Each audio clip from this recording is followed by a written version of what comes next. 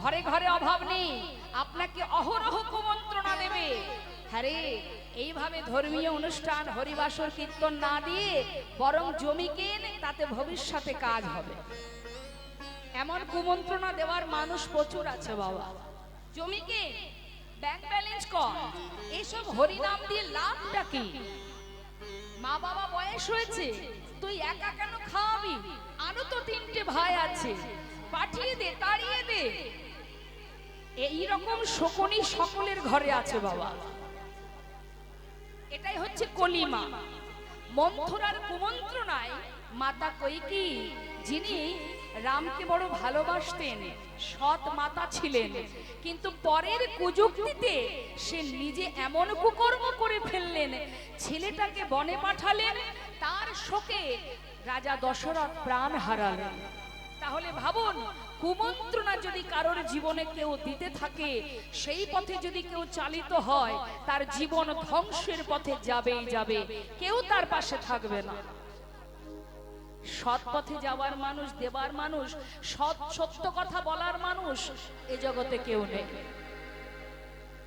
গর্বের সহিত আমরা বলি, আমরা গর্ব করে বলি না, মা বাবাকে তাড়িয়ে দিয়েছি, বৃদ্ধাশ্রমে পাঠিয়ে দিয়েছি, এখন আর সংসারে কোনো জ্বালা নেই, মা বাবাকে খেতে দিতে হয় না, আমি, আমার স্ত্রী আর আমার সন্তান, এই তো আমার সুখের জীবন। তুমি যা বলেছো ভাই আমি তাই করেছি, আর তুমি এই কথাটা বলেছিলে বলে আজ আমার অনেক ভালো হয়েছে, টাকা পয়সাও খরচ হয় না, কোনো কিছুতে নষ্ট হয় না, আমি খুব ভালো আছি। এটাই হচ্ছে কলির প্রকোপ। কলি সদা সর্বদাই আপনাকে কুপথে চালনা করার চেষ্টা করে যাবে। তার প্রমাণ আরো আছে বাবা। আমরা কখনো ভুল করি, এই যে ভুলের ফল কি হতে পারে তার প্রমাণ দিয়ে গেছে রাজা পরীক্ষিত। সামান্য জল পান করবার জন্য যখন অগস্ত্য মুনি ধ্যানে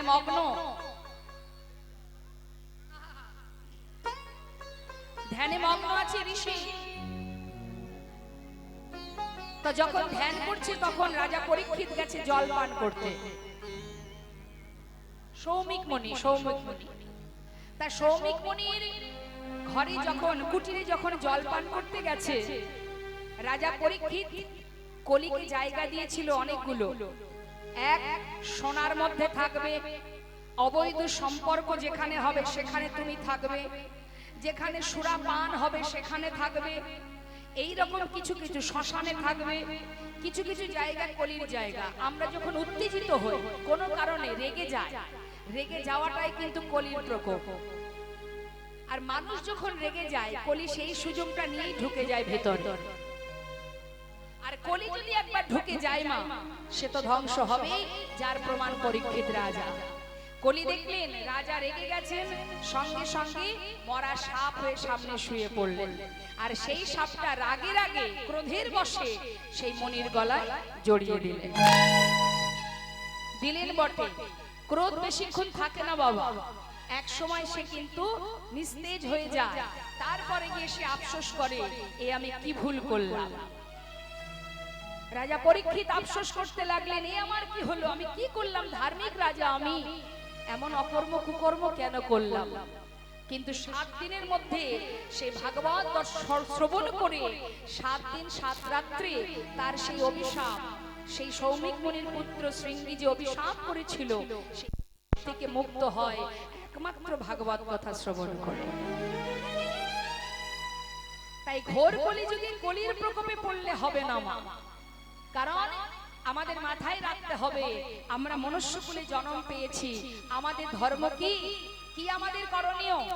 আমাদের সংসার জীবনে শুধুমাত্র এই ঘর বাড়ি বিষয় সম্পদ এটা করাই আমাদের কাজ নয়।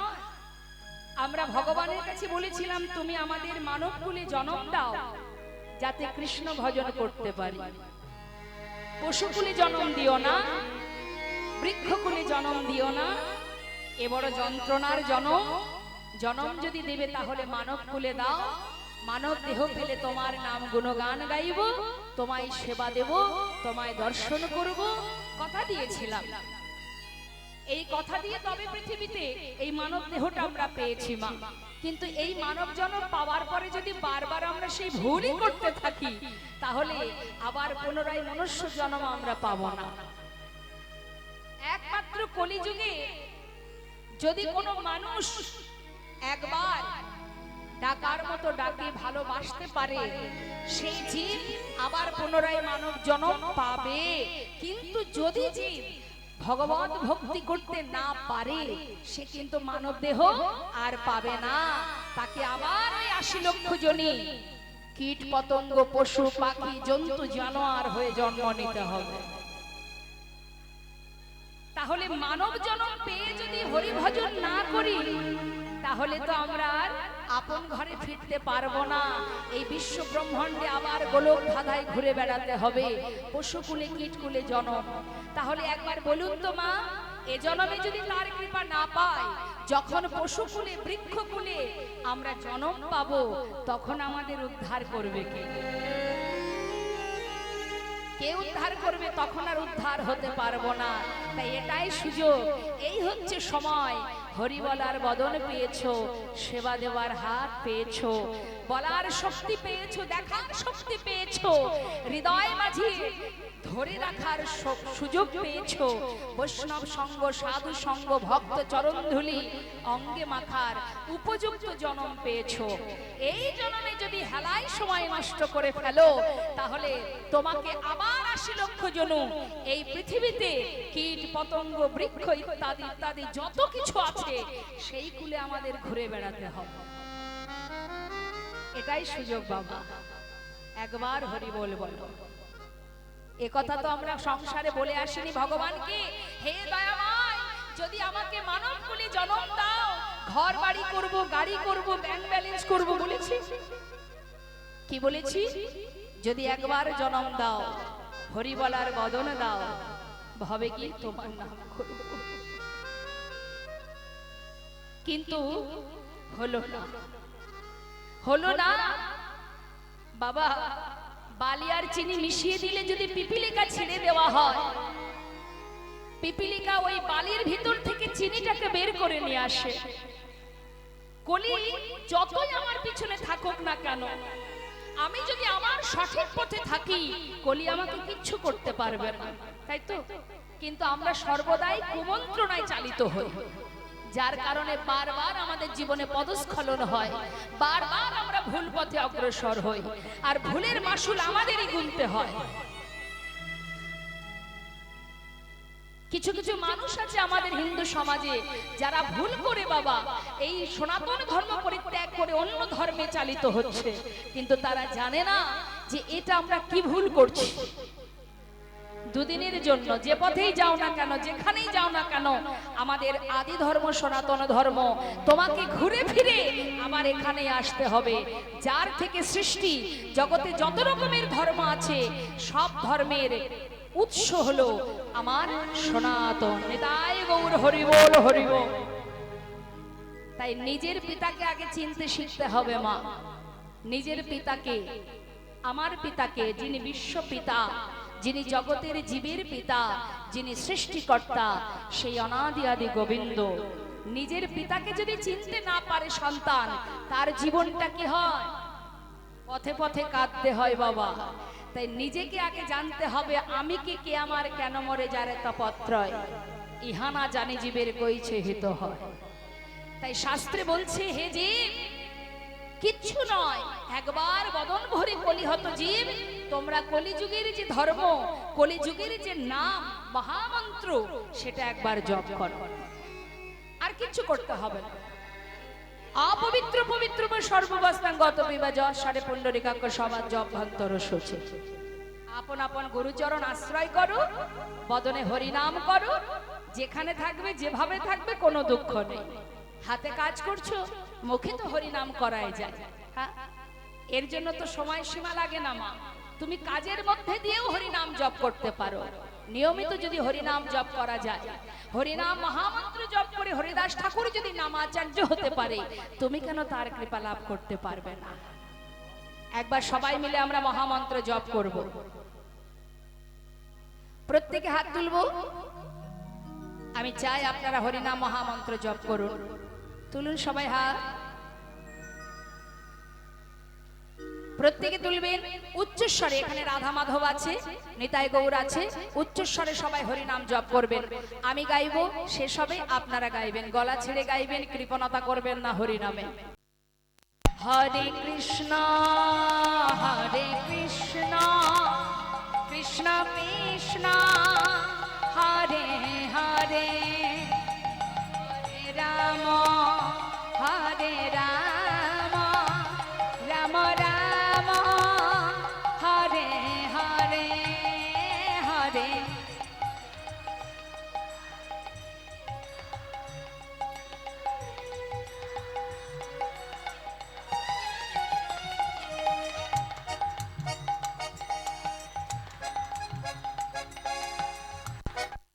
বাহ।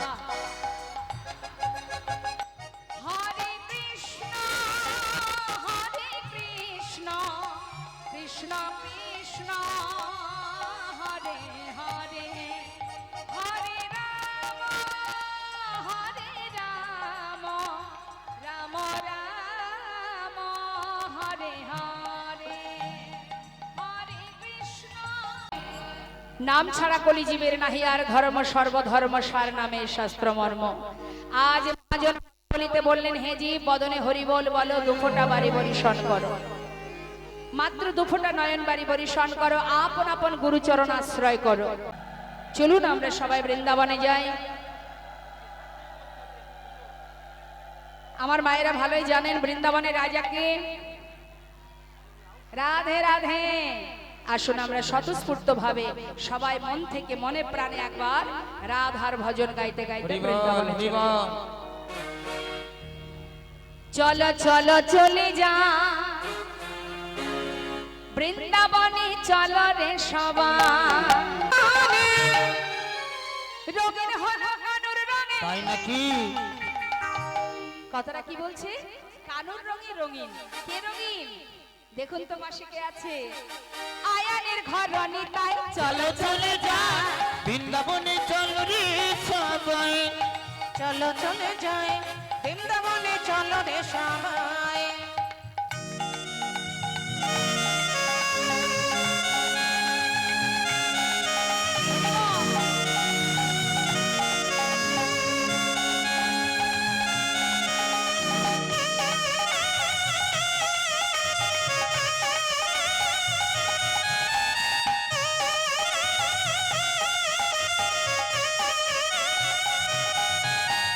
কেমন খেলা,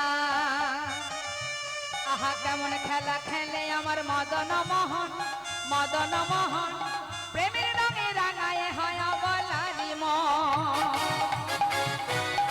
হে হে কেমন খেলা, কেমন খেলা, কেমন খেলা খেলে আমার মদন মোহন, প্রেমের রঙে রাঙায় হয় বলার মন। শ্রীমতী দৈলা যুগবদন, তাই নাকি?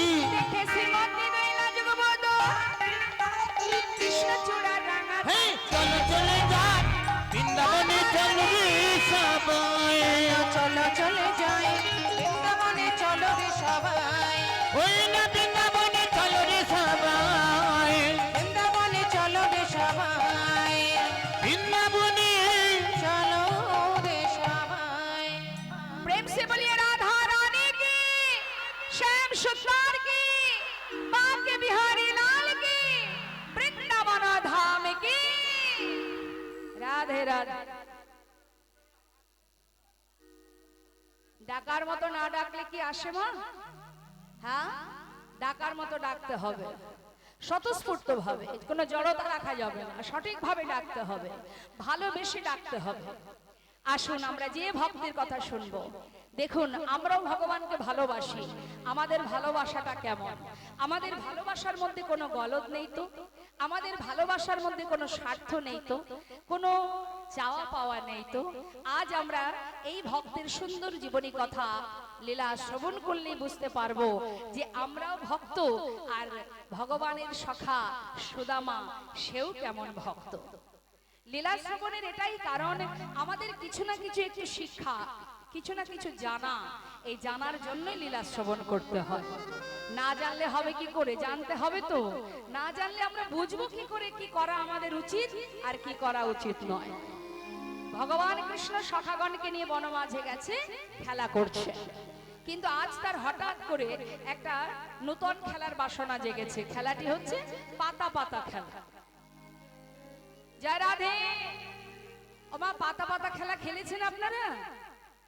আমার সাথে কথা হোক, আমার সাথে। পাতা পাতা খেলা করেছিস কোনোদিন? খেলেছিস?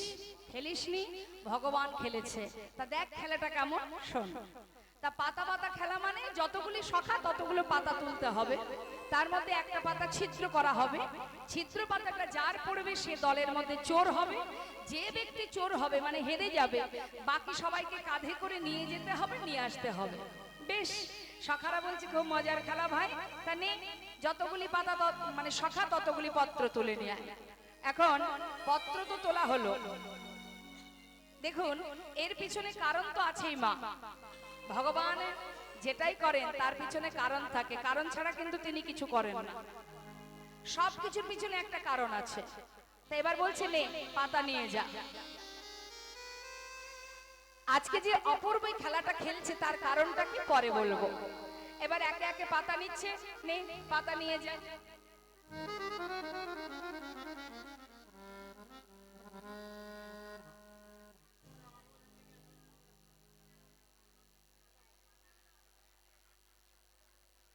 দেখি হাত তোলো সবাই, কার পাতা ছিদ্র পড়েছে দেখি। এ কানাই, আমার পাতা ভালো পড়েছে। আমার কচি পাতা পড়েছে। সবার পাতা ভালো পড়েছে, তাহলে ছিদ্র পাতা কার পড়েছে? তাই তো, কার ভাগে পড়লো রে? হরে কৃষ্ণ। এই ওকে ডাকো। বলছি ছিদ্র পাতা কার ভাগ্যে পড়েছে? এই দেখি তোমাদেরটা দেখাও। তাহলে ছিদ্র পাতা কার ভাগ্যে পড়লো? হ্যাঁ, এখন সবাই বলছে শোন এক কাজ কর, আমরা তো দেখালাম, এবার তোর পাতাটা দেখা। যেই না বলেছে তোর পাতা দেখা, কানাই বলছে কেন, আমার তো ভালো পাতাই পড়েছে। না না, আমার তো ভালো পাতাই পড়েছে। এই দেখ, এই তো দেখতে পাচ্ছিস না, এই দেখ। আরে এই তো, ওই তো কানাইয়ের ছিদ্র পাতা পড়েছে। আজকের খেলাতে কানাই চোর, কানাই চোর, কানাই চোর। সখাগণ বলে উঠলেন, ওরে তুই বিনে চোর কে হবে ভাই? তুই বিনে চোর কে হবে ভাই? তুই বিনে চোর কে হবে ভাই? তুই বিনে চোর কে হবে ভাই? বৃন্দাবনের ননি চোরা, তুই বিনে চোর কে হবে ভাই? বৃন্দাবনের ননি চোরা, তুই বিনে চোর কে হবে ভাই? বৃন্দাবনের ননি চোরা, আমি ননি চুরি করে একা খাই? তোদের তো দিয়ে খায়। আমার জন্য ব্রজমাইরা বসে থাকে, আমি গেলেই আমাকে কোলে বসিয়ে ননি খাওয়ায়। কিন্তু চুরি করি তোদের জন্য, তোদের জন্য চুরি করি, আর তোরাই আমাকে চোর বলবি? এ কানাই শোন শোন, হ্যাঁ, চুরি তুই করিস তাই আমরা খাই, কিন্তু চোর আমরা নয়, চোর তুই। এখন মা কানাই বলছে বেশ, তাহলে একে একে কাঁধে ওঠ। না, তোকে নেওয়া যাবে না। ভগবান কৃষ্ণচন্দ্র আজ অপূর্ব খেলা খেলছেন মা। তার কারণ কি জানেন? শুনুন তাহলে এর আসল কারণটা কি। একদিন নিরজনে বসে ভগবান মনে মনে ভাবে, এই জগতের যারা আমার চরণে পাওয়ার লাগি, ফুল তুলসী চরণে দিয়ে একবার কৃপা করো করো বলে কাঁদে। এই জগতের যারা আমার চরণ পাওয়ার লাগে, বনে জঙ্গলে যুগ যুগ ধরে ধ্যান তপস্যা করে। কেন করে? এরা কি সুখ পায় আমাকে ভালোবেসে? মহাজন বলেছেন, হে গোবিন্দ, যদি ভক্তের মনের ভক্তি জানতে হয়, তাহলে ভগবান হয়ে থাকলে হবে না। যদি কোনদিন তুমি ভক্ত হয়ে ভক্ত চরণ ধুলি অঙ্গে মাখতে পারো, যদি ভক্তের চরণ সেবা করতে পারো, তবেই বুঝবে চরণ সেবায় কি আনন্দ। আজ আমার ভগবানের মনে ইচ্ছা ভক্তের চরণ সেবা করবে। আমাদের জীবনে যখন কোনো বাসনা জাগে আমরা গোবিন্দের কাছে জানাই, হে প্রভু আমার মনে এই বাসনা, তুমি একবার আমার মনোবাঞ্ছা পূর্ণ করো। কিন্তু মাগো, আমাদের যেমন বাসনা জাগে ভগবানেরও বাসনা জাগে, কিন্তু তিনি কি করে পূরণ করবেন? তাই নিজের বাসনা নিজেই পূরণ করে নেন। সুদামা আয় আমার কাঁধে আয়। সুদামা কাঁধে উঠে বসেছে, প্রাণের থেকে বেশি ভালোবাসে কানাইকে, কিন্তু এক পাশে বসেছে তো মা, ভাবছে পিছনে একটা চরণ, যুগল চরণ না পেলে সেবা করব কি করে। সুদামাকে কাঁধে করে নিয়ে যখন যাচ্ছে, বৃন্দাবনে অপূর্ব খেলা খেলছেন ভগবান, কিন্তু সুদামা তো অত শত বোঝেনি, বলছে বন্ধু এইভাবে গেলে আমি পড়ে যাব। ও কানাই শোন, আমাকে একটু ধীরে ধীরে নিয়ে চল, এত দ্রুত মানে এত জোরে জোরে দৌড়ালে আমি পড়ে যাব।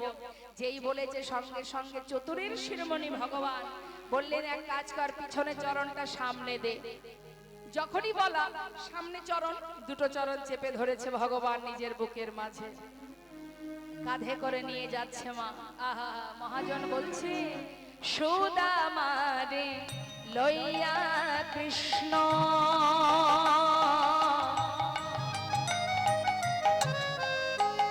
আজ করিল গমন। সুদামারে লইয়া কৃষ্ণ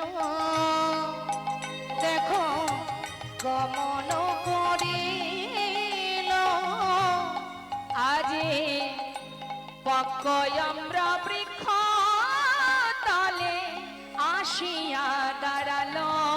একটা বক অম্ব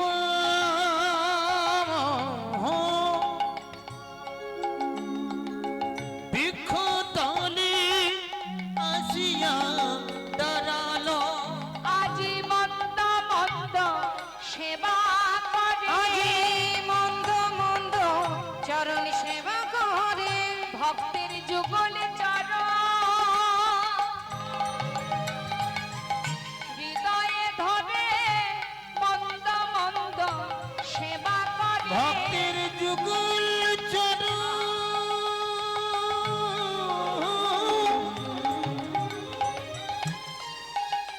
ওই নারী তুই ধরে মন্দ মন্দ সেবা করে। আজ নয়নে জলে চরণ ধোয়ায়ে দিয়ে বলে আনন্দ আর ধরে না রে।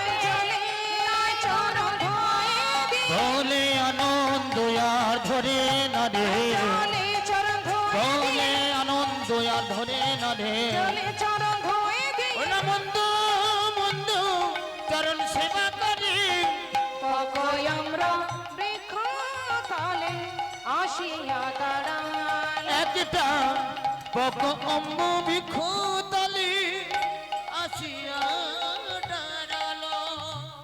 মনের আনন্দে ভক্তকে কাঁধে করে নিয়ে চরণ ধৌত করছেন গোবিন্দ। এদিকে চরণে জলের ফোঁটা পড়ছে দেখে সুদামা হঠাৎ মনে মনে ভাবছে, তবে কি কানাই কাঁদছে? আমাকে কাঁধে নিয়ে কষ্ট হচ্ছে, আমার পায়ে জল এলো কি করে? কানাই, এই কানাই, একটু নামিয়ে দে তা। বলছি কেন, কেন নামিয়ে দেব? আরে দে না বাবা, একটু নামিয়ে দে দেখি। যেই না নামিয়ে দিয়েছে বাবা, দেখছে সুদামা কানাইয়ের চোখে জল। বন্ধু তুই কাঁদছিস কি রে? বুঝেছি কানাই, আমি বুঝতে পেরেছি আমাকে কাঁধে নিয়ে তো কষ্ট হয়েছে। এ খেলা তুই কেন খেললি কানাই? যে খেলা খেললে তোকে কষ্ট পেতে হয় সে খেলা তুই কেন খেললি? এ খেলা আর খেলবো না কানাই। কানাই বলছে, সুদামা এ যে আমার আনন্দের অশ্রু ভাই, এ তো কষ্টের অশ্রু নয়, আনন্দের অশ্রু। না না, আর এ খেলা খেলবো না। বৃন্দাবনে এইভাবে দিন যায় মনের আনন্দে। সখাগণকে নিয়ে প্রতিদিন ভগবান খেলা করে মা, কিন্তু দেখুন এমনই লীলা ভগবানের। আজ হঠাৎ করে মথুরা থেকে কংস মহারাজ, যিনি অক্রূরকে রথ দিয়ে পাঠিয়ে দিলেন কানাই বলায় দুই ভাইকে ধরে আনার জন্য। বাবা আমরা শুধু আমাদের কষ্টটা অনুভব করি না মা? এ মনে করে আমার বেশি কষ্ট, সে মনে করে আমার বেশি কষ্ট, সে ভাবে আমার মতো কষ্ট আর কারণ নাই।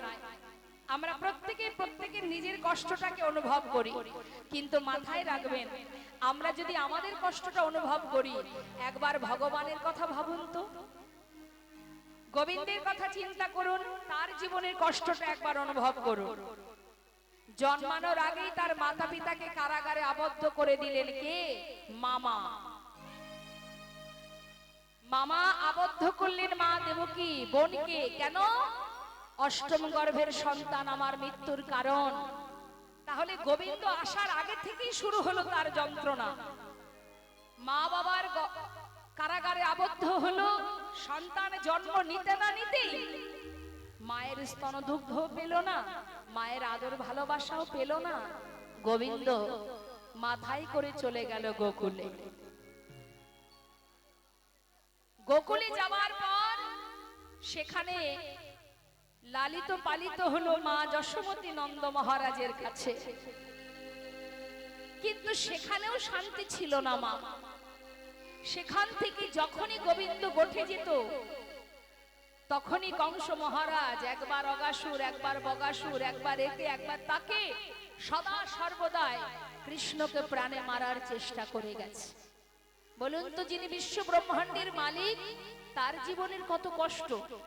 আমরা তো ভাবি আমারই মনে হয় বেশি কষ্ট। একবার ভগবানের কথা চিন্তা করুন, যুগে যুগে জীবের কল্যাণের জন্য, জীবের মঙ্গলের জন্য, ধর্মকে রক্ষা করার জন্য তিনি বারবার এসেছেন ধরাতে, আর জীবকে দেখিয়ে গেছেন, বুঝিয়ে গেছেন, ওরে জীব, যদি সঠিক ধর্মের পথে তুমি থাকতে পারো, তাহলে কোনো ব্যক্তি, কোনো শক্তি তোমাকে কোনোদিন টলাতে পারবে না। কংস মহারাজ রথ পাঠিয়ে দিল, কানাই বলাইকে ধরে নিয়ে এসো, ওকে প্রাণে মারবো। বৃন্দাবনে আবার মা বাবাকে হারালেন চিরতরে ভগবান। মা বাবাকে হারিয়ে, মা বাবাকে কাঁদিয়ে, ব্রজবাসীকে কাঁদিয়ে চিরতরে মথুরায় চলে গেল।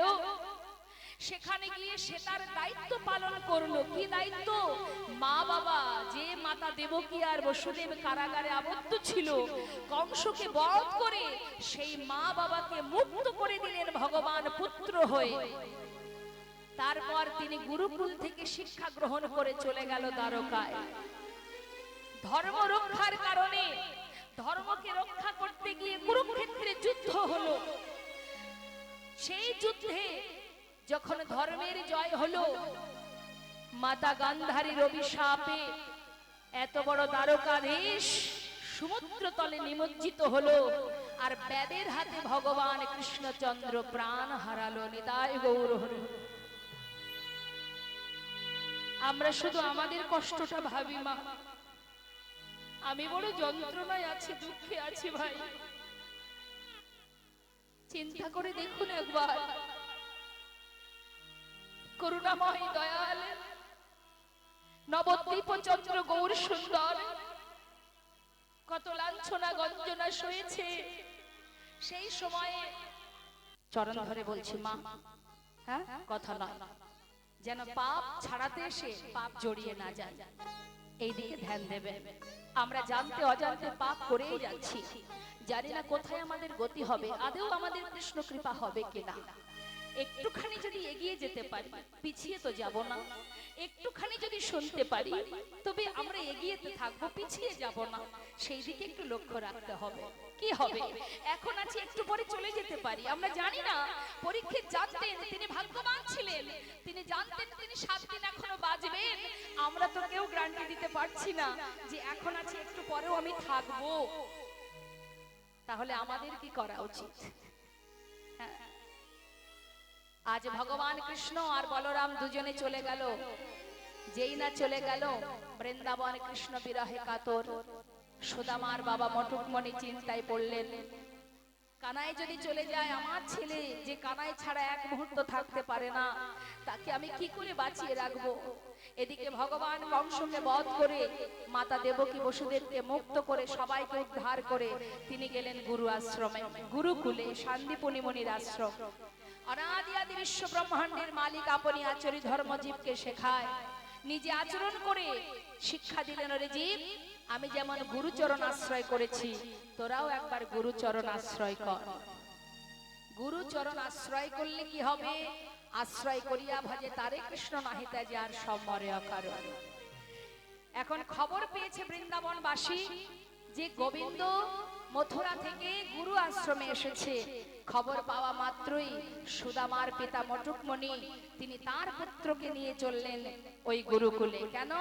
সেখানে গেলে কানাইকেও পাবে, আবার শিক্ষাও পাবে। তাই সুদামাকে নিয়ে যাচ্ছে গুরুকুলে।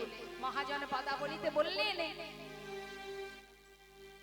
শিক্ষার উদ্দেশ্যে আজি তাহায় চলিল, শিক্ষার উদ্দেশ্যে আজি তাহায় চলিল, বহুদিন পরে ভাই কানাইকে পাইল, বহুদিন পরে ভাই কানাইকে পাইল, হায় আনন্দ ধরে না, আনন্দ ধরে না, আনন্দ ধরে না, আনন্দ ধরে না, ভাই কানাইকে কাছে পেয়ে আনন্দ ধরে না, ভাই কানাইকে কাছে পেয়ে আনন্দ ধরে ওই না, না বহুদিন পরে ভাই কানাইকে পাইল, বহুদিন পরে ভাই কানাইকে পাইল।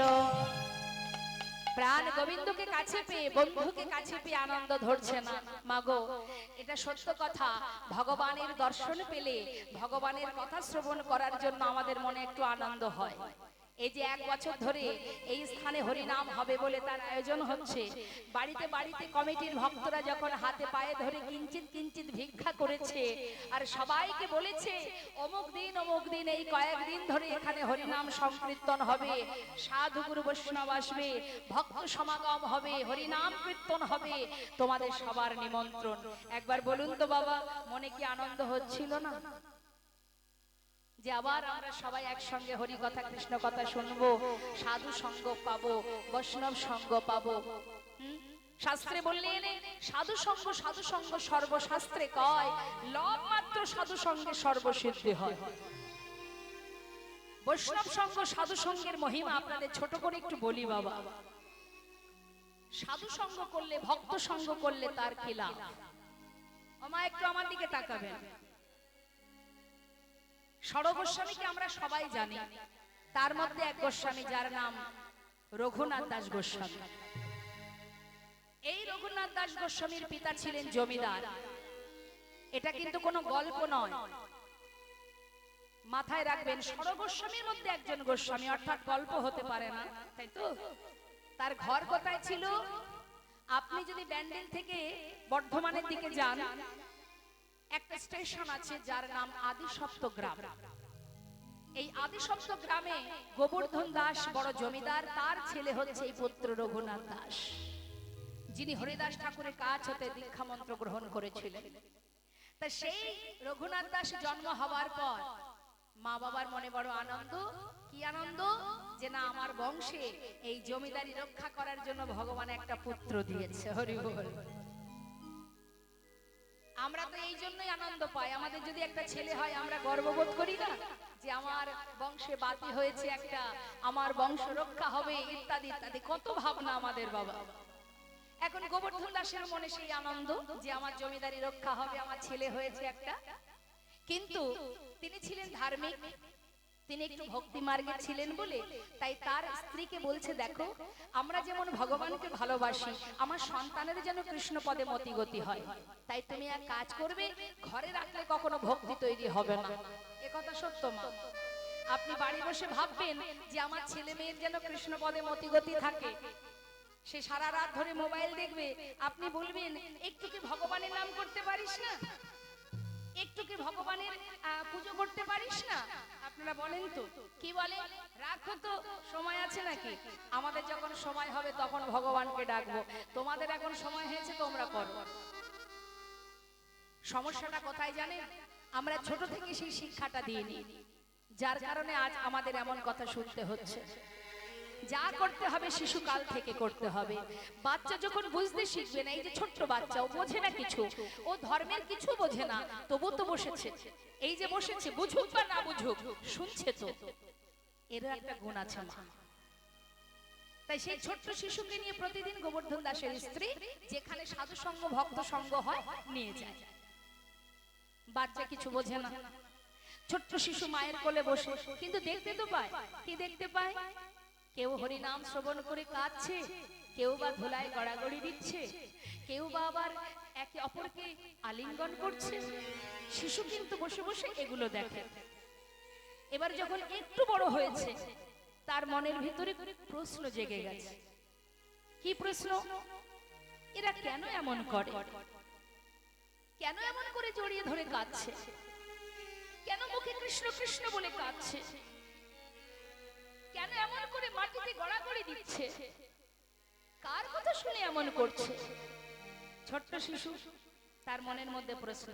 শিশু কাল থেকে শুনছে তো, শুনতে শুনতে যখন একেবারে পরিপূর্ণ যৌবন বয়স হয়েছে, মা ছেলে হয়ে গেছে পথের পাগল। হরি বল।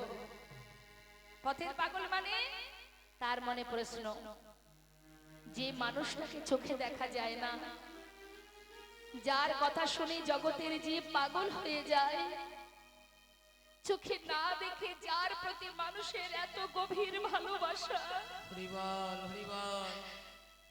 সেই মানুষটার রূপের কথা, গুণের কথা না দেখে যদি মানুষ পাগল হয়, না জানি সাক্ষাৎ দর্শন আরো কত সুন্দর। শিশুকাল থেকে যে মানুষটার কথা শুধু শুনে গেলাম, আমি তাকে সাক্ষাৎ দেখতে চাই। এই যে মনে বাসনা, তাকে সাক্ষাৎ দর্শন পাবে শুনে পাগলের মতো ঘুরতে দেখে গোবর্ধন দাসের চিন্তা শুরু হয়ে গেছে। মা কি, ছেলে যদি পথে পথে কৃষ্ণ কৃষ্ণ বলে ঘোরে, আমার এই সম্পত্তি, আমার এই বিষয়, আমার জমিদারি কে দেখবে? ও ছাড়া তো আর কেউ নেই। বড় চিন্তায় এলাকাবাসী বিধান দিলেন, এক কাজ করো, ছেলে পথে পথে ঘুরছে, কৃষ্ণ কৃষ্ণ বলে কাঁদছে, ওকে যদি নিজের কাজে রাখতে চাও তাহলে একটা বিবাহ দিয়ে দাও। বিবাহ দিলে কি হবে? স্ত্রীর ভালোবাসায় তোমার পুত্র হয়তো ঘরে বাধা পড়ে যাবে। গোবর্ধন দাস দেরি না করে এক সুকন্যার সন্ধান করে, দেখুন মা, ধর্মে কত বাধা। ভক্তির পথে কৃষ্ণ পদে মতিগতি করতে গেলে প্রত্যেকটা পদে আমাদের সাজা পেতে হবে। আর এই সাজা পেতে পেতে যদি আমাদের পদস্খলন না হয়, যদি হাজার বাধাকে আমরা উপেক্ষা করতে পারি, তবেই কিন্তু গোবিন্দ তোমার সহায় হবে। কি করেছে? তাকে বিবাহ দিয়েছে। বিবাহের পর নতুন বৌমা আর পুত্রকে ঘরে এনে বিবাহের পরের দিনকে কি বলে? কাল রাত্রি বলে। তো আছে নিয়ম, এদিকে আছে তো। কাল রাত্রিতে শ্বশুর মশাই ডাকছে, মা তোমাকে আমার ঘরের পুত্রবধূ করে এনেছি, কেন জানো?